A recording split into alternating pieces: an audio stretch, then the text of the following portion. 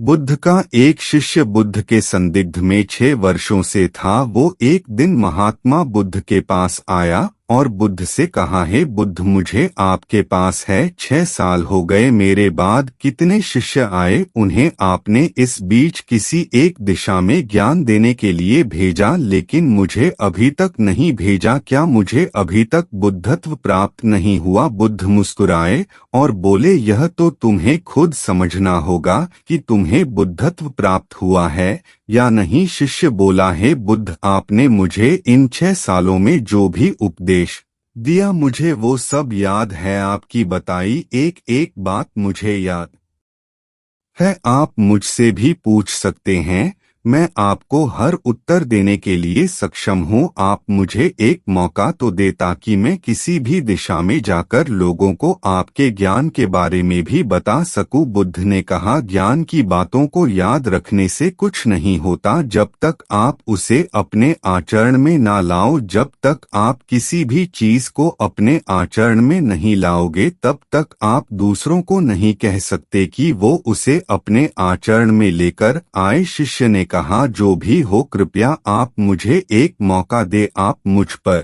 भरोसा रखें।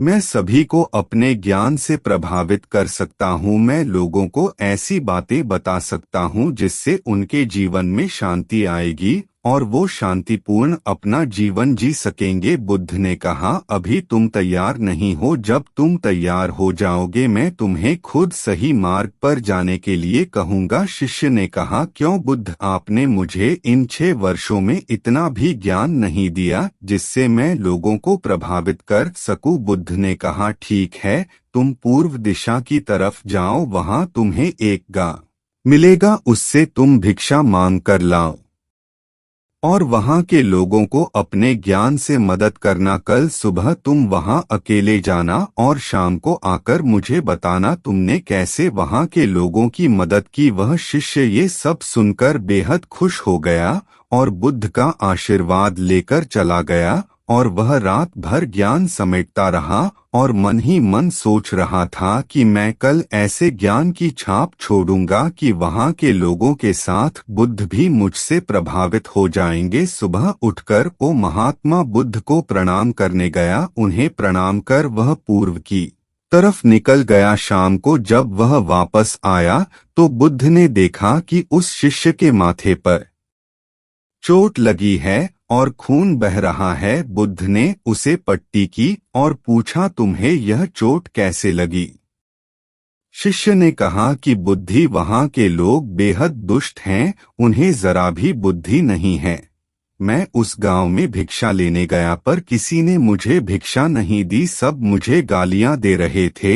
एक व्यक्ति ने तो मुझे भी भिक्षा तो दी लेकिन नीचे फेंक कर और कहा, इसे उठा लो। मैंने उन्हें काफी समझाया लेकिन वह मेरी बात सुनने को तैयार ही नहीं थे। उल्टा उन्होंने मेरे साथ हाथापाई की जिससे मुझे चोट लग गई है। बुद्ध, आप मुझे दूसरी जगह भेजें जहां के लोगों में बुद्धि हो, इस तरह ना हो। बुद्ध उसकी बात सुनकर मुस्कुराए और बोले कि अगर तुम्हें दूसरे गांव में भी ऐसे ही लोग मिले तब तुम क्या करोगे? शिष्य ने कहा, है बुद्ध, ऐसे लोगों को कोई ज्ञान नहीं दे सकता, वह लोग अज्ञानी है, उन्हें कौन समझाए? बुद्ध ने कहा, वह लोग अज्ञानी नहीं बल्कि ज्ञानी हैं।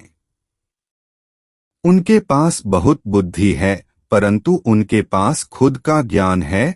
अब अगर तुम किसी दूसरे के ज्ञान को चोट पहुंचाओगे तो वह कुछ तो कहेंगे ही। तुम्हें ऐसे लोग हर जगह मिलेंगे, तब तुम अपना ज्ञान उन्हें कैसे दोगे? बुद्ध ने शिष्य को कहा कि आज तुम आराम करो, कल शाम को मेरे पास आना। शिष्य बुद्ध को प्रणाम करके चला गया। अगली शाम जब वह वापस बुद्ध के पास आया तब वहां एक और बुद्ध का शिष्य मौजूद था। उनके हाथ में चोट लगी हुई थी। बुद्ध ने उस शिष्य के हाथ पर चोट देख उस पर पट्टी की और उस शिष्य से पूछा कि तुम्हें यह चोट कैसे लगी? शिष्य ने कहा, हे बुद्ध, आपने पूर्व के एक गांव में मुझे जाने के लिए कहा था, वहीं मुझे यह चोट लगी। बुद्ध ने कहा, वहां तुम्हारे साथ क्या क्या हुआ, तुम मुझे बताओ। शिष्य ने कहा, हे बुद्ध, वहां पर मैंने सबसे भिक्षा मांगी लेकिन किसी ने मुझे भिक्षा नहीं दी। एक व्यक्ति जिसने भिक्षा दी थी उसने भी वह मुझे जमीन पर फेंक कर दी और कहा उसे उठा लो। मैंने चुपचाप उसे उठाकर अपने पात्र में रख लिया और उसे कल्याण का आशीर्वाद दिया। तब उस व्यक्ति ने मुझसे कहा, आप बड़े ही अजीब व्यक्ति हो, मैं आपका अपमान कर रहा हूँ और आप मुझे आशीर्वाद दे रहे हैं। मैंने उनसे कहा कि आप धनी हैं, आपने मुझे दान दिया है, इसलिए मैं आपको आशीर्वाद दे रहा हूँ। फिर वहाँ से मैं आगे गया तो कुछ लोगों ने मुझे वहाँ से जाने के लिए कहा। उन्होंने मुझे कुछ अपशब्द कहे